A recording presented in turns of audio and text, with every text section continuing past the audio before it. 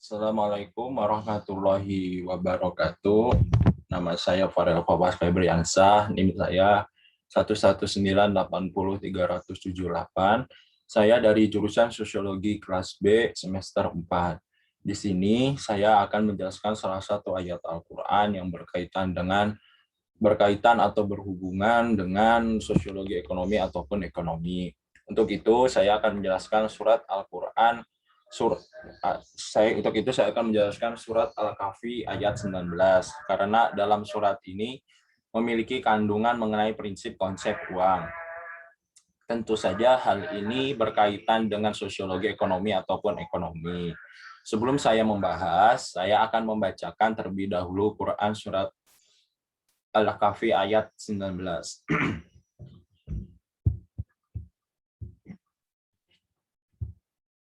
A'udzu billahi minasy syaithanir rajim. Bismillahirrahmanirrahim. Wa kadzalika bas'annahum liyatasaalu bainahum. Qala qailum minhum kam labitsum. Qalu labisna yauman au badayaum. Qalu rabbukum alamu bima labitsum. Fab'asu ahadakum biwarikum hazihi ilal madinati falyanzur ayyuha azqa ta'amma falyatikum biriznim minhu waliyatalataf wala yus'irnakum bikum ahada. Shadaqallahul adzim. Dan artinya, dan demikianlah kami bangunkan mereka agar saling bertanya di antara mereka sendiri. Berkatalah salah seorang di antara mereka, sudah berapa lama kamu berada di sini? Mereka menjawab, kita berada di sini sehari atau setengah hari. Berkata yang lain lagi, Tuhan kamu lebih mengetahui berapa lamanya kamu berada di sini. Maka suruhlah salah seorang di antara kamu untuk pergi ke kota membawa uang perakmu ini. Dan hendaklah dia melihat manakah makanan yang lebih baik. Maka hendaklah ia membawa makanan itu untukmu, dan hendaklah ia berlaku lemah lembut, dan janganlah sekali-kali menceritakan halmu kepada seorang pun. Sebelum lebih lanjut untuk membahas, saya akan menjelaskan sedikit mengenai uang. Uang merupakan segala sesuatu yang dapat digunakan sebagai alat tukar. Alat tukar sendiri dalam ekonomi memiliki makna sebagai alat pembayaran dalam proses pertukaran barang dan jasa.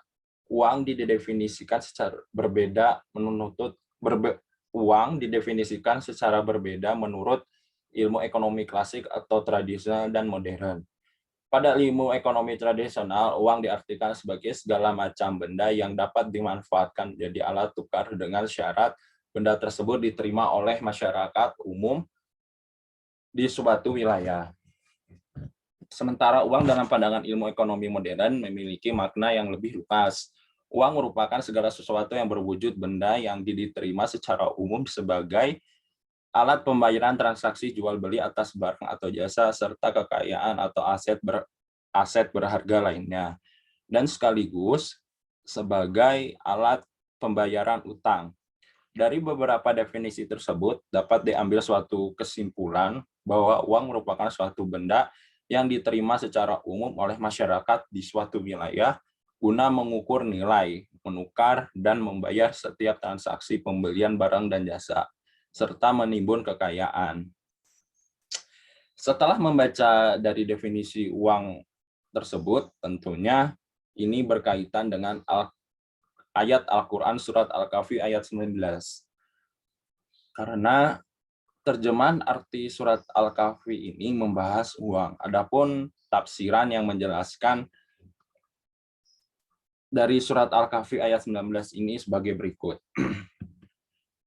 Dan sebagaimana ajaibnya kekuasaan kami dalam melakukan apa yang telah kami sebutkan sebelumnya, maka kami pun membangunkan mereka setelah berlalunya waktu yang begitu lama, agar mereka saling bertanya satu sama lain tentang berapa lama mereka tertidur dalam gua tersebut.